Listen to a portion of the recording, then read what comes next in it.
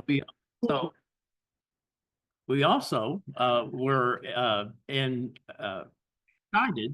that we have a new sushi restaurant opening up next to Rock. Now, I need help on the name. It's Sai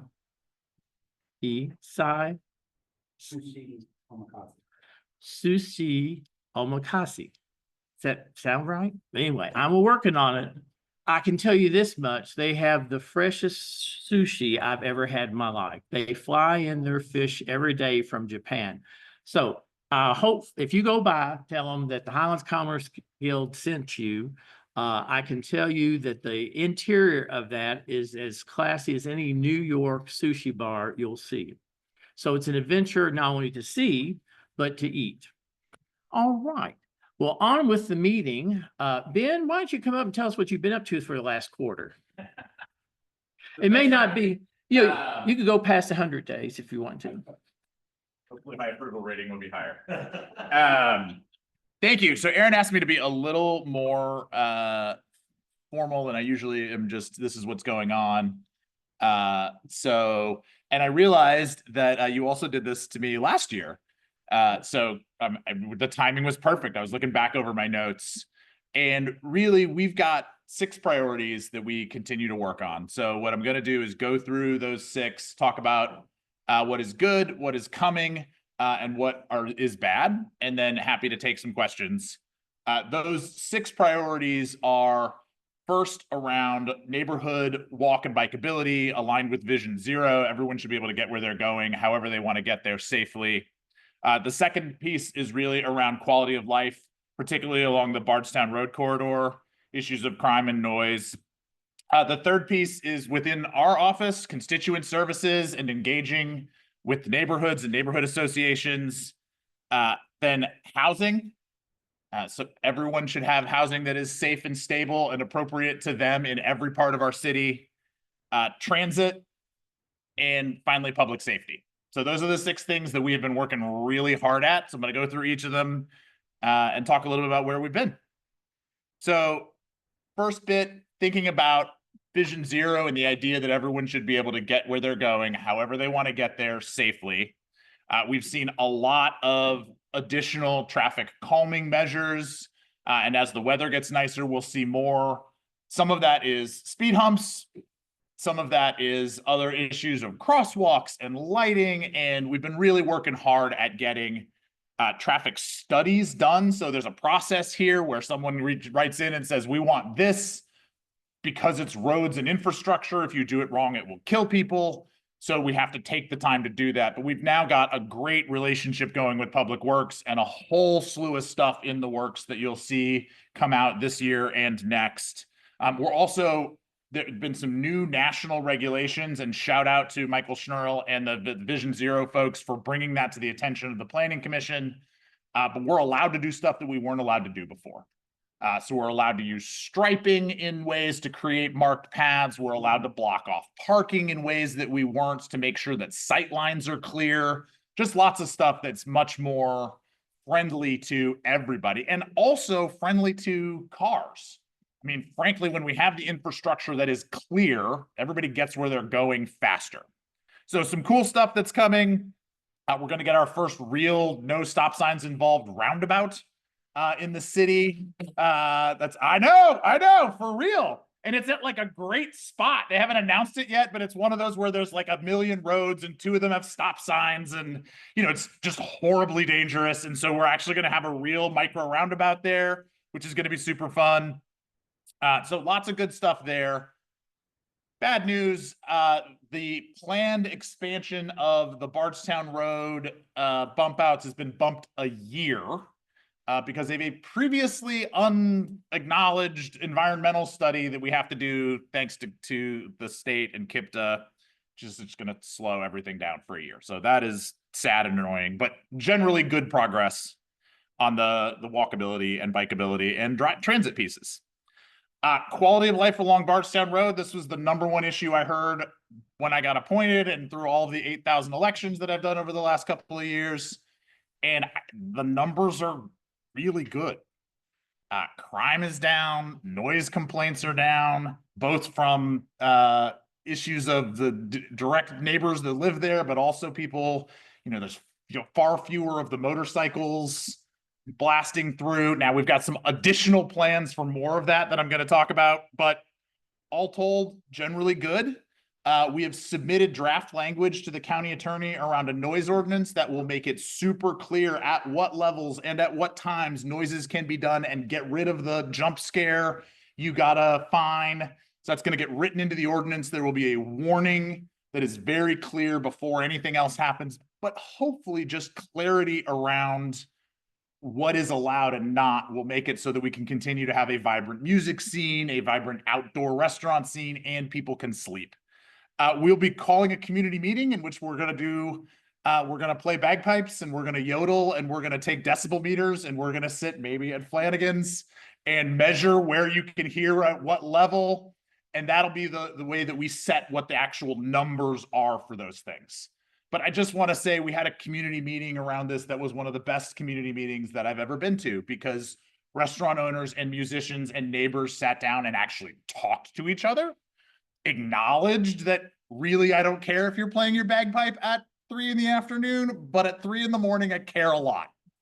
Turns out bagpipes carry a really long distance. And some of the musicians were really concerned about bagpipes. So that's what we're gonna do next. We're gonna try and just continue to make this a good conversation. But my plan and hope is that we'll have a clear noise ordinance by the end of the summer at the very latest. In terms of cars and motorcycles, that continues to be an issue, but I will say the idea that we are going to use drones to track people down at their houses and we might crush their car or motorcycle continues to be both a great joy and amusement to me and a real deterrent. We've done the amount of drag racing is way down. And one of the things that we're going to do is put some signs coming into Bardstown Road that just say, some of which will be funny, please don't wake the sleeping baby.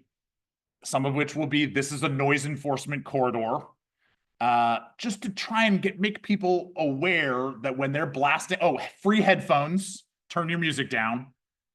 Just to make people aware that, hey, this is a neighborhood. I know what you see here is the restaurants, but we're not interested in listening to your music.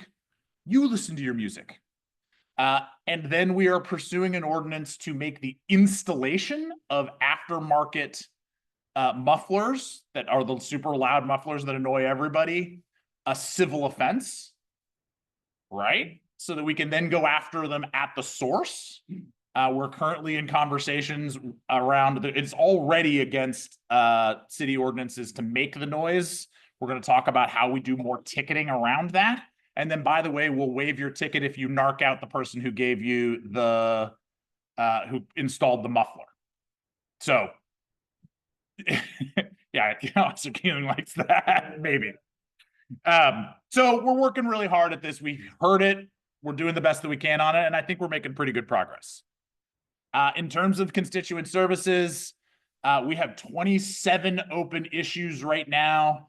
We've resolved 54, I think, during the course of this year. That doesn't really count some of the ones that Betsy in our office, who's phenomenal, just knocks out and then doesn't bother to write down. But we've got a system going. My email software told me that I have written 11,000 emails over the course of the last 2 years. That's a lot. But we continue to really push to be responsive. We are almost always responsive within 48 hours. And sometimes that response is, we got to get back to you. Sometimes the stuff that we're trying to work on just takes time. The real obstacle here is we've had a ton of turnover in Metro government. So some of our really good, proactive, experienced, seasoned folks who knew what they were doing retired, moved on to the private sector. So that is really an issue. We have attended over the course of the last year all but one neighborhood association. Tyler Park, I'm so sorry, you schedule your meetings when there's Metro Council. But we've been to every other neighborhood association meeting at least once, and often more than once. I count this as a neighborhood association meeting where we're here almost every month. We continue to really try to be present at events, at farmers markets, at all sorts of things, because that's part of the fun and that's part of what little d democracy looks like. Transit is another big issue. Many of you are very aware of the crisis that we've had at TARC. It looks like the current plan, we have gotten them to a space where even at bare minimum, they'll be solvent, which is good. They will also serve almost every Jefferson County public school, which is good. That sets some long-term stage for cooperation and collaboration there. Still a long way to go. I ultimately think we're going to have to do something to change the funding streams of how TARC works, because if people cannot get to work, particularly essential workers, we will die on the vine as a city. But I'm deeply involved in those conversations and will continue to be, because it affects all of us. Similarly, the other two areas that really affect all of us are housing and public safety. Housing, I firmly continue to believe that we need safe and stable housing for every person in this community, regardless of their circumstances. That housing needs to be affordable, which means that they are spending less than a third of their income on that. And that is not true for half of the people in the city. Half pay more than 30% of their income just for a place to live. So we got to work on expanding the housing stock at every level, which means we got to make it easier to build things. We definitely need community input over what gets built where, but once that decision is made and the input is in, we can't have a million years of bureaucratic holdups because we can't figure out how to do codes and regs. So we're working really hard at that. For the people in our community who are not going to be able to live independently because of the issues that they're having either in crisis at that moment or for long-term issues, we have to have services that respond to that and housing that enables them to be in a stable place. The path to recovery starts with housing. The path to not having people who are disrupting our daily lives, our restaurants, our public spaces, because they are struggling with mental illness starts with having a place for them to live. And that is something that we're just going to continue to prioritize. I'm excited about some of the stuff that's in the mayor's budget around that. I would like to see more. So that's going to continue to be an issue. So many of the things that we face in our day-to-day lives in this neighborhood don't originate in this neighborhood. They originate in places of instability in other neighborhoods. And if we're going to have the quality of life that we want to have, we need quality of life in other places also. And then finally, public safety. I was really excited about the framing that the mayor did around what public safety looks like. Yes, public safety is enforcement. Yes, public safety is responding to violence. And public safety starts with the engagement of people from a public health framing and a belonging framing so that they are not then later violent. Right? When kids don't have a place to go, don't have hope, don't have a sense that they can be a contributing member of our society, yeah, of course they end up down paths with people who tell them, oh, belong here. And so we need to be really focusing on investing upstream. So in organizations like Boys and Girls Club, Big Brothers Big Sisters, Amped, not to be confused with the new music video or the venue that's coming, but and all of those organizations that are really trying to reach into the set of our particularly youth, but really everybody who feel disconnected. That's a huge part of public safety.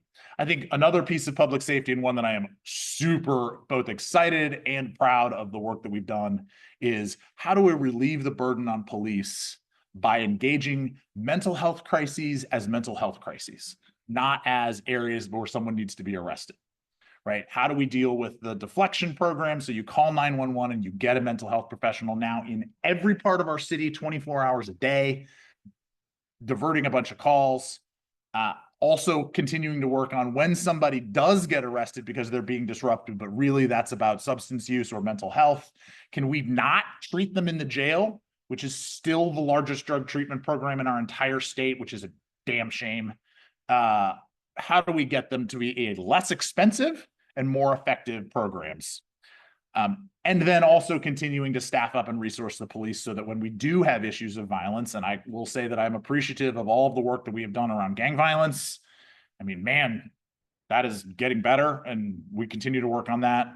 And then other issues. So that's all the stuff we've been working on. That's all. In a part-time job. So I'm going to stop there. I'm happy to take questions for a little while. Sir? A couple weeks ago, I had a homeless person, set up roll camp right in front of my office building. And I made a call to 311 to, try to deflect that situation. But I thought that. Yeah, that's one way to do it. Yeah. Well, the outcome of that was that they called inspections and permits. And a inspector came out to me for, allowing that situation. Please call. So the Yeah. conversation I had with the Yeah. inspector, look, I made the call on the property, I'm trying to deflect, I'm trying to do all the things that you recommend. Yeah. Okay, so the reason I'm pointing it out is that I do think there needs to be training. We have a call center. Yeah. That, hey, we have a program, we're supposed to deflect this. Yeah. You know, obviously I want to do that against the public. Yeah. And they can't. Not a citation, not a police situation. Yeah. And they can't camp out on your property. Both of those things are true. All right. Well, let's. Just to let you. Thank you. Let's follow up with our office. It's now called the Office of Community Services. It's not Resilience and Community Services anymore. I should know. Anyway, the inspector did not cite these, so. Good. Good. But I just want to let you know that. Thank you. There does need to be a little. We'll keep working at it. It's, yes, yes. I'd rather deflect it and have it go to jail or. the Yeah. police or. And we've got more resources for that now. Thank you. And please let us know whenever you all call 311. 311 is very much still a system in progress. Yeah. So if you let us know also, we can help make sure that that gets followed up on. Thank you. Yes, ma'am. I have a suggestion for the next traffic stop that's, at Highland and Baxter on the Rick's Pizza, where Rick's Pizza is. Okay. What, diagonal parking? Yep. All right, that is really a snarl, because so many big vehicles park there and it stalls traffic, that go around them, and it's terrible. If we could make that, if you could make that compact car only parking, it would be a big help. Because these big pickup trucks are parking there and, you know, the light has to change before anybody can move, and it's a problem. I do have a meeting with the owner coming up. Not about that, but I can raise that and see what he would say about it. Because that is private parking. We're trying to attract another business into a space nearby that he also owns. So we can talk about that also. All right, team. Thank you so much. I continue to love being in this job, and I continue to love it largely because I get to engage with folks like you who care. Thanks a lot. Thank you, sir. Thanks, Aaron.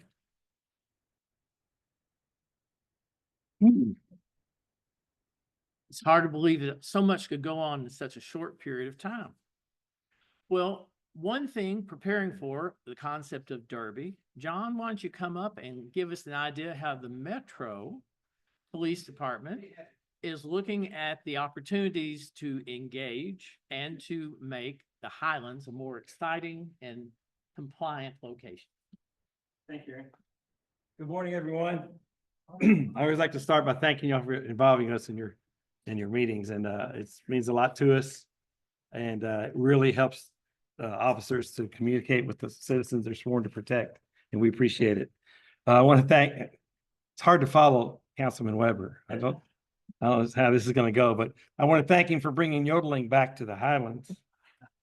And in case you're wondering, bagpipes operate between 470 and 480 hertz. So you know that too. I know y'all wondering about that.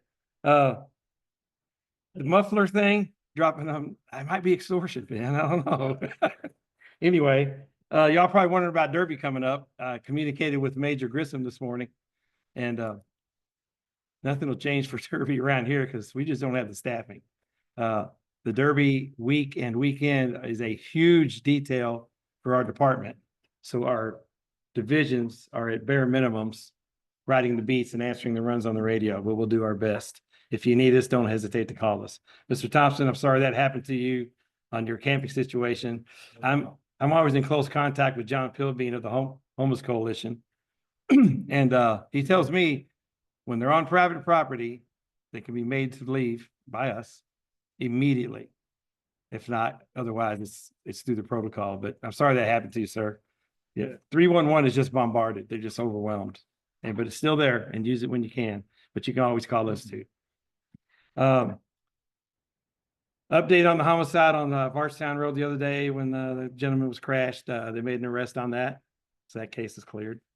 Also, if you heard of the ATM bandits pulling the insides out and putting their own insides in and getting your information, we caught them too. It was a whole team from out of town. They're going from city to city. We got them yesterday.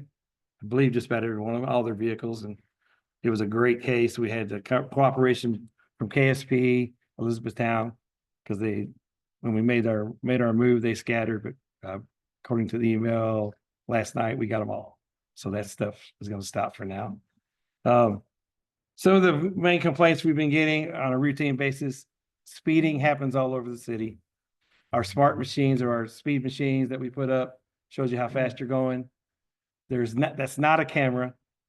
And we do register statistics from those machines, but it doesn't identify anyone or any vehicles. All we can do is track the activity on that particular roadway. And we have, thanks to our council folks, we have 2 in our 5th division. We're going to put one out on Lexington, which is our latest complaint on Lexington Road, trying to slow things down. Basically what it really does is shames you into slowing down. And it doesn't always work, but we're trying.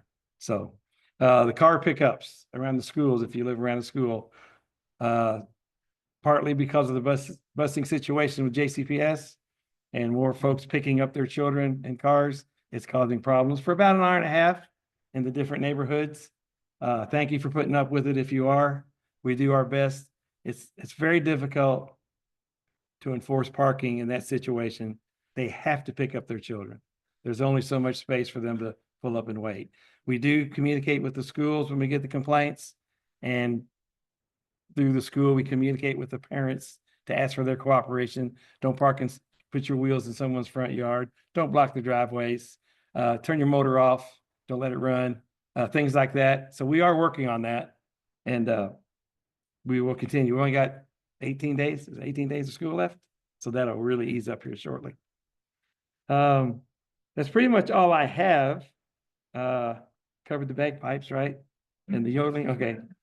Would y'all, in case you don't know, the division resource officers, there are 2 of us in the 5th division where we are now. We are basically the liaison between the police department and you all and the citizens we sworn to protect. So I have cards with me. If you want my number, call anytime. It's my personal cell. We'll do whatever we can to help you all. Derby is upon us once again. It'll be my 3rd because of COVID. It's only my 35th Derby working for the police department during Derby week. So it's going to be great. I know it's going to be a little rain, but we'll get through it. But Louisville is in the spotlight for this week internationally and nationally. So everybody try to have fun and be safe. Use us if you can. Don't hesitate to call for help. Any questions about anything I've talked about? Yes, sir. Just curious, getting staff available about how the recruiting classes are going, how many officers have been trained up this year? Have we had a lot of lateral additions to the force, and how many officers are we still now from the ideal force level? Okay, I'll answer that backwards. The latest info I have on how far we're down, 250 to 300. Still, it's because we're not able to employ new ones to keep up with the retirees and the people that leave for other departments. Word out right now is August 1st, we're going to lose a lot of cops to retirement. And a lot of those are commanding officers. Makes a big dent in us. I can get you some stats if you like. I'm also part of the FOP, and at the end of every graduating class, we go in and do a little talk, have them join the FOP. And the last 3 classes I've done, we got one coming up, I think on the 28th, or we did have one on the 28th. We graduated 9, and that's not very many at all. When I attended the academy way back when, we had 45, and 1,200 people applied that year. We only did 1 class a year because we had so many people applying. Now we have year-round recruiting. We might start with 18 or 20, end up with 9 or 10 that graduate. So that's the situation we're in. I really don't see it changing drastically in the coming months or years. We're doing our best. Thanks to the FOP contract and the cooperation from our metro government, we've made it as inviting as we can, and they have too. But I tell you, it's not just about money. Not just about money. There's other issues that keep people from applying for this job. But we'll keep trying. We will not give up. Anything else, folks? All right. Thank you all so much for letting us come here today. Appreciate it. Thank you, John. And it said, I don't know if you all walk the streets or not, but everywhere I go, John has been present, available, and willing. Cannot thank him enough for his efforts. Normally today, we have had new businesses come and speak. And the ones that we had arranged ran into some derby challenges, unfortunately. So what we're moving to is an opportunity for what we call shameless promotions. Now, hopefully there's some activities, whether it be new loan programs, retail sales coming up, derby specials, what have you. But we do look forward to seeing what you all are hiding behind the closed doors here and surprise us. So do we have any excitement, opportunities for up and coming derby specials? Don't get too excited on me. I don't know if I can handle it. All right. Well, if not, one thing we can do is create a little excitement. And Nick, will you come up and let's stir the crowd with an opportunity for some new business opportunities that are coming up, as well as a drawing. Oh, Good morning, everyone. One thing Aaron, you might hold it just a minute on, if you would, please. I want to say a few words. One thing we have learned during Derby Week, it's not good to invite business or bars to attend. Attention, Kmart shoppers, please. Yeah, as I was saying, during Derby Week, bars and restaurants, we have invited two new establishments. One was M. Peppers, which took over the nostalgic restaurant. They're at the 1300 block of Bardstown Road, and they have opened, and they have done a great job renovating that space. So if you get an opportunity, swing by there. Also, another one we invited to join us today was Emily Rollins, who is the manager of the Rose Hill Logger House, and they are the ones that offered the $25 gift card this morning. So we will be drawing for that shortly. But I want to speak just a minute about some other new businesses that are in the works. We depend very much on new businesses coming to the Highlands, filling the storefronts. That is the lifeblood of the Highlands. We have to keep those storefronts filled and productive. So kind of starting a little bit south on Bardstown Road, down at the shops at Deer Park, we have the Highland Fish Market that's in process of opening. You all may remember, some of you anyway, that have been around a while, the Highland Fish Market used to have a location down close to Kroger's, kind of across the street from Kroger's. So they are coming back to the Highlands, to their namesake, and they will, they still maintain their east location, but they will be opening in the Highlands. Another addition, which is very important, you all are familiar with the Grails, that they cover a number of businesses. They have the Holy Grail, the Grail House, and Bar Grail, but they have purchased the former Maple Street Biscuit Company right there at the Triangle by Walgreens. So they are, as you probably noticed as you drive by there, that is undergoing renovation. And as I understand it, they're going to create kind of a vegan bakery there, as well as a specialty food shop. So that will be a great addition that has been vacant for many years and is a key spot in the Highlands. So look forward to that. And then another location that's everybody's always curious about is the former Bader's Food Mart, which is up at Broadway and Baxter. That is, as you notice, as well as undergoing some fix-up. That is going to be taken over by some folks who have 6 or 8 other convenience type locations. It's going to be called Rockets Convenience Store, and they will sell the Shell brand of gasoline. So that should be opening sometime in May or maybe a little bit later. They have to do still some major work. They have to replace the fuel tanks that are in the ground, as well as they're going to put in up a new canopy as well. So that will be a good addition and finally get that corner back to life. So with that being said, does anyone have any questions about new business or have any information on new business? That is down at the shops at Deer Park. That is 1745 Bardstown Road. Yeah, shops at Deer Park. Yes, Steve.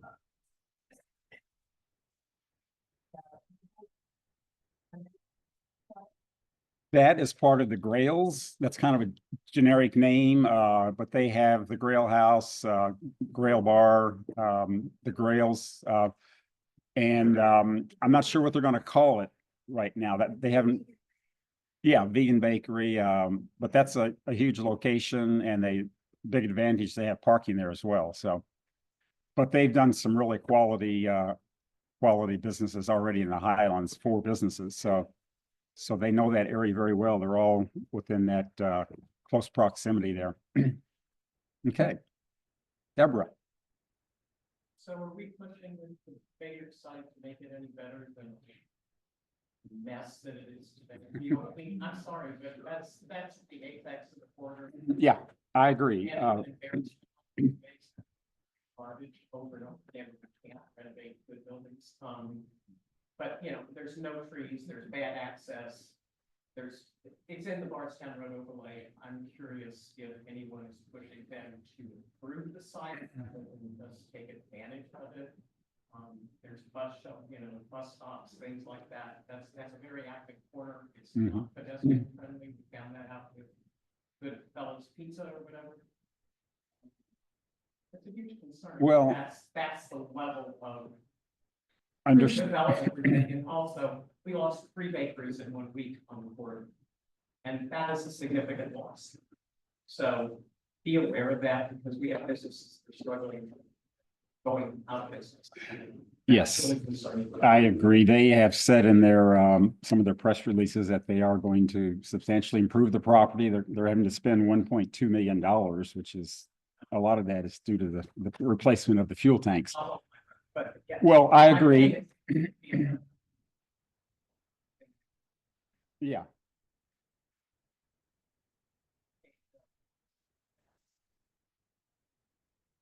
I plan on. It doesn't get any more crucial and critical. Yeah, I So, totally agree with you. I mean, I'm all for throwing that out there. aesthetics. And it is such a visible opportunity. It's someone coming into the Highlands. That's where they enter the Highlands. So it can be a bit of a welcoming. Any other questions? Okay, Aaron.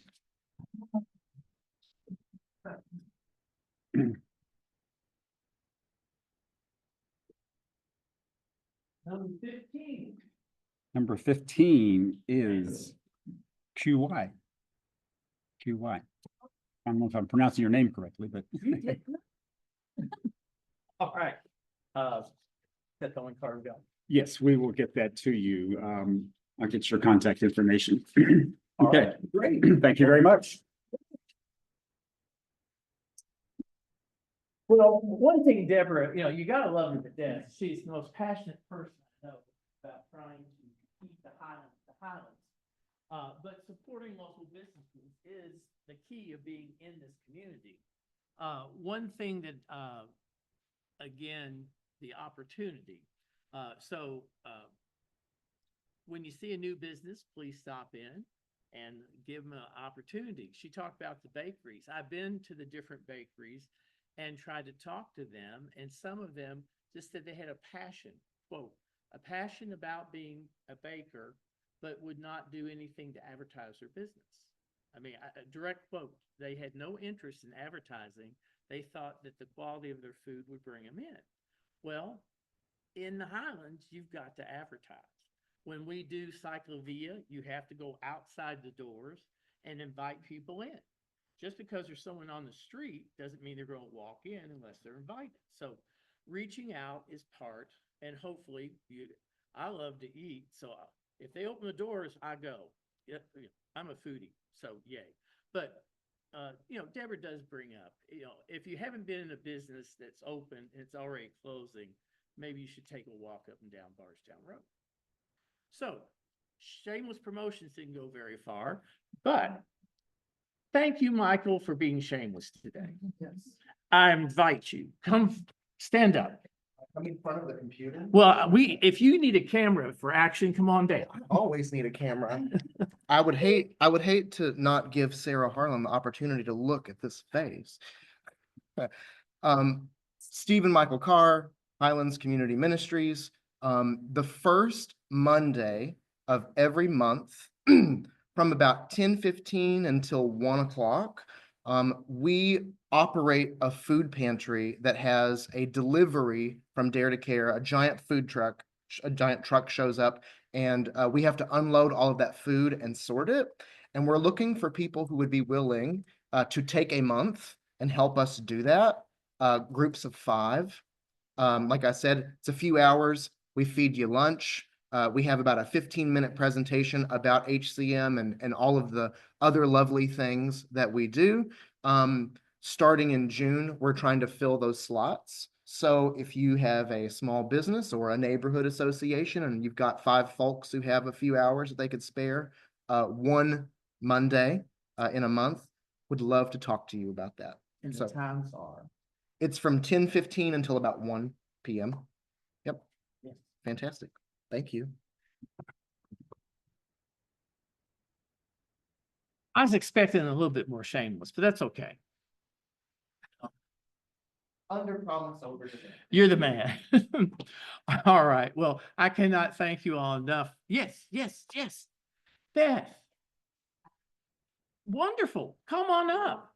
Yeah, you can bring your poster. That way, we do have some online people to spot the action.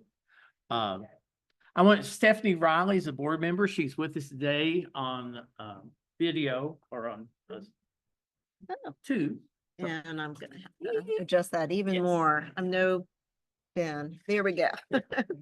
And I'm Beth Nahensky with the Louisville Free Public Library. I work at the Highlands branch. I'm here just to promote a system-wide program. It's the annual How-To Fest with the library. That's always the Saturday after Derby from 10 a.m. to 3 p.m. You have a chance to learn 50 things in 5 hours. And so the whole building inside and out at the main library, we have various activities and learning sessions going on. So, I mean, it's just a wide variety of things that you can learn. Yoga, gardening, car repair, and we have all activities for all ages. So it's for all ages. It's family friendly. And we have food trucks there, and it's just a lot of fun. So please come join us at the main library on Saturday, May the 10th. You can drop in anytime, 5 to 3. We have some people who stay the whole time. So hope you can join Don't us. go just quickly now. Okay. One thing that what were you doing this weekend at Cherokee Triangle Fair? I was at the library tent this weekend. And then library tent was there because? Well, we were there to promote the library. Yes. Yes. Yeah. And that you all have a membership.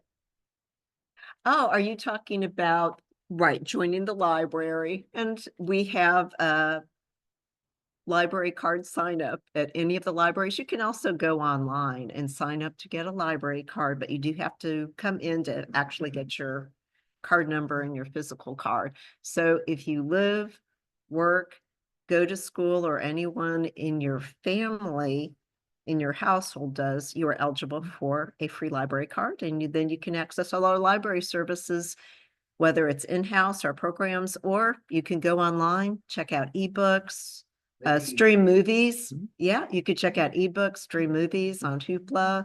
We've got movies and music, all sorts of items that you can stream as well. Or you just can come visit us and hang out for all activities. Well, you're the Friends of the Library are. That's true. There is a Friends of the Library, and I know Ray is one of our members here, and you're a friend of the library? I am Okay, indeed. because I know their library drive is, their Friends membership is in October.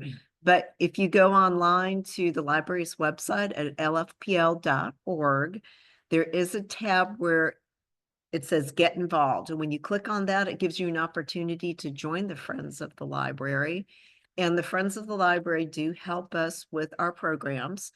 They help run the book sales that give us money for programming. And also we have members who come in and they help us, like the Friends for our branch at Highlands help us with all sorts of programs. They come in, we've had after-hour teen programs where they've come in and helped us with our Nerf parties and all sorts of fun stuff. So if you have questions about joining the Friends, you can go online or you can just stop by any of the libraries and we can give you information about becoming an active member. Well, thank you so much. Is there anything else you would like to know about the library, Aaron? Well, one thing I do know, ask Beth. All right, well, great. And you know where I am at the Mid-City Mall. Yes. Yeah. And you had a question? This is just a question at large. When I think of the library, you do such a wonderful job there, but I'm also thinking about where you are going to be relocated after the Mid-City Mall is closed. And that makes me think about that wonderful property at the Baptist Hospital over there, you know, in Paristown. And what's the progress in the As far as I know, since we really don't know what's going to happen with the mall right now, it's for sale. We're not aware of any offers. Once there's more information about someone purchasing it or their intent, we'll have more information. It'll probably be a few years before anything happens with the property. In the meantime, if any of you have suggestions or thoughts, the library is open to any of your suggestions or thoughts about the future of the Highlands Shelby Park Library. No matter what, there will be library service for this area. It's a very active area. The library is not going to go away. It's going to be around in some form or another, whether we're in our own building or whether we, you know, and move, or whether we are able to stay in the current location. So that's all I can tell you right now. Sure. Oh, Nicholas. So everyone can join me at the House Festival on Saturday the 10th. I'll be teaching a class on how to start a small business. Where is it? I'm sorry, I couldn't hear. The House Festival. Oh, you're good. The how to See, fast. Yeah. you gotta watch these people. They just network right and left. That's right. Yeah, we have all sorts of community members who share their knowledge with the community. So we have a lot of smart people helping us with And this it's not festival. smart. Well, I bet there's, yeah. Honey, why don't you come up here? This state advisory board, one of our neighborhood associations is getting together a task force to, see what is going on with the property and doing some investigation on the cell. And if anybody wants to be a part of that, get a hold of, either Ray or Aline over at Highland Park. More information is coming out. Not good there. Thank you. Yes. For those that were online that may not heard Hani, you say Ray? Yeah, Ray and Helene. Ray and Helene were actively trying to get some participation in, I guess, feedback or in the loop of the sale of Mid-City Mall. To answer an earlier question, a lot of the sales, supposedly, what I've been explained to, because I had a lot of questions when they first went on the market. It's supposed to be an inclusive bid, and supposedly primary offers should include having a grocery store on the property. And again, will this change behind your back? But currently. So having a library, having a grocery store seems to be in the discussions of a preliminary, if someone wants to buy the property. Being a multi-acre tract, is 12.5 maybe. In that multi-acre tract, it will not be all residential and it will not be all commercial. It will be a blend, to my understanding, based upon its location and current zoning. So there's still, the good news is there's opportunity for input. So I'm glad Ray and them have interest in it. The reality of it is that once it sells, that premise goes through the process of review. It'll be interesting to see where we end up in the long run. But the advertised premise is if you make an offer, it has to be inclusive of the neighborhood concept. Like I believe the library would qualify as well as a grocery store. And that phase development of it too is that they didn't expect, it wouldn't be like everything's leveled. The development would be building new and keeping things in place, such as a grocery store. And then once this new development's in place, move things over. It wasn't like you mow everything down. Now that's going to add to the cost because of the way development is, but that's the theory, is that services would not be 100% stopped. We'll see what reality hits, but that's the theory. All right. Any other information? Did Ben really, I was trying to do too many things. Did Joe Creason Park development? That's one thing, Hani, that came up at your meeting was the Joe Creason Park development. What shaped that? Yes, that's my understanding. Is that's the first time that the people who are pro-development actually met with the people who had questions. One of the clarifying things, because I was told at Cherokee Triangle Fair that they were going to mow out 25 acres. That's not true. It's a 5-acre tract. And that in this particular 5-acre tract, there had been other things in that area in the past. So it's not as overwhelming as what I was told during the park. So I was glad to get some clarity about the size of the development because people were telling me they're wiping out all 27 acres. It is changing. Yeah. And again, this is in the first stage. Mhm. From what I have been told, this is not a quick process, No. that this is going to take. The bulldozers are not showing up tomorrow. Right. Well, it's just community awareness. And again, I know several people that were highly agitated because the people there was, as a fact, it was a 27-acre development. There are 2 meetings. Mhm. One on May 6th, we had the Owl Hour, Mhm. and one on the 13th at St. X. Okay. If you contact Ben or Josie Raymond, they Mhm. will have The dates. everybody involved. All right. Update. Do you know who's behind that project? Is it a private developer or like? It's not public. And there is a nonprofit group that has come together, as a 501c3, to develop that area. All right. And again, I think Ben will have the contact information. This all just happened Monday night. And again, a lot of people were just unaware of where it actually, what the project actually is.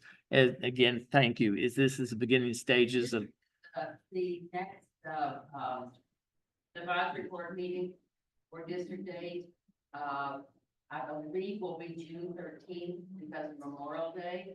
And we will have an update at that point. Anybody is welcome to come to our open meeting. We hold nothing back. Connie, if anyone comes to mind saying they hold nothing back, you come to mind. All right. Is there any other? Yes, Larry.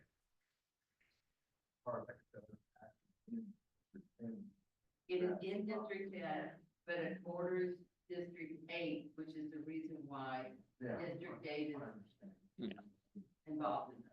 Yes. And, you know, it's got the nature center over here and the zoo.